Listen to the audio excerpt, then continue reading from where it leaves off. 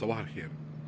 انا حبيت انبه بس يا جماعه ان الفيديو اللي انتم متفاعلين عليه على قناتي اللي هي قناه خالد العيسوي فيديو من 3 4 سنين. وفيديو انا حطيته مش لهدف ان هو يعمل بلبله وزعزعه للامن والاستقرار الوطني زي ما انتم عمالين تكتبوا خاين، لازم قناتك تتقفل، لازم مش عارف ايه.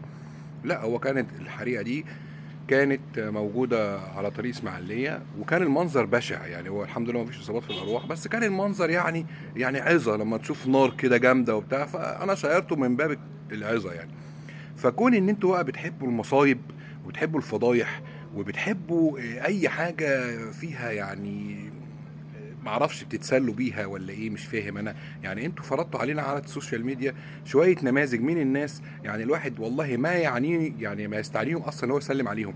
يعني بتقعدوا تتفرجوا وتشيروا على فيديو وتشيروا فيديوهاتهم وتعلقوا عليها، وهم اصلا ناس ما تستاهلش. يعني فانتوا بتفرضوا علينا ناس زي كده، ما انتوا اللي بتعملوا الكلام ده، مش صاحب القناه. انا القناه دي انا عاملها، ولو كنتم متابعين لايفاتي او ال 350 فيديو اللي على القناه كنت هتلاقيني في كل فيديو بقول يا جماعه القناه دي انا عاملها، هي معلهاش تفاعل اصلا، انا عاملها علشان بجمع فيها شغلي. انا راجل ممثل وراجل اعلانات، فبجمع فيها شغلي، هي حاجه تبقى ذكرى للاولاد لما اموت. فاهم؟ يشوفوني انا بتحرك وانا بتكلم وانا بضحك وانا بقول وانا شغال كده. فاهم؟ مش عاملها للتربح وانت بتنزل اي حاجه عشان تحقق مشاهدات. انت على فكره انا القناه بتاعتي مش متفعله، والفيديو جايب 2 مليون مشاهده. فاهم؟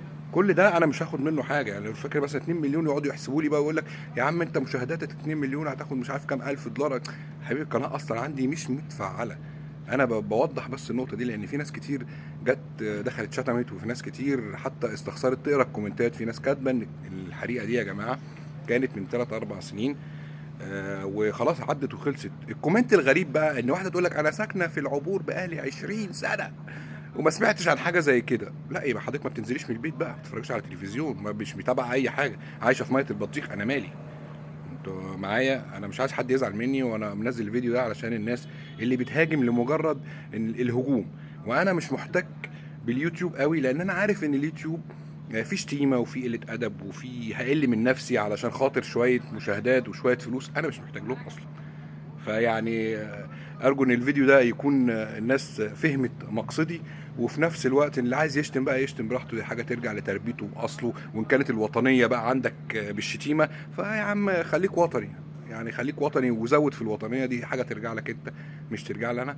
حبيت اوضح احتراما مني للناس.